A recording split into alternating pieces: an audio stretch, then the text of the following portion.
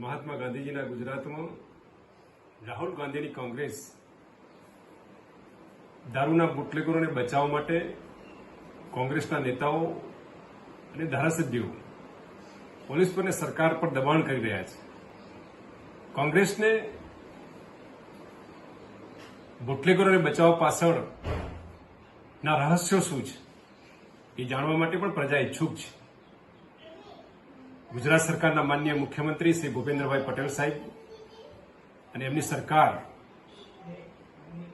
Drugs અને દારૂના મુદ્દે યુવાનોને બચાવવા માટે કડક હાથે જ્યારે કામ લઈ રહી છે અને હવે ખાસ કરીને બનાસકાંઠામાં જે સરહદી જિલ્લો છે અને યુવાનોને બરબાદ કરવા માટે ડ્રગ્સ અને દારૂના રવાડે ચડાવવાનું જે કામ ચાલે છે એને અટકાવવા માટે પોલીસની પ્રશંસનીય કામગીરી છે. આ કામ કરીને હું બિરદાવું છું, અભિનંદન આપું છું.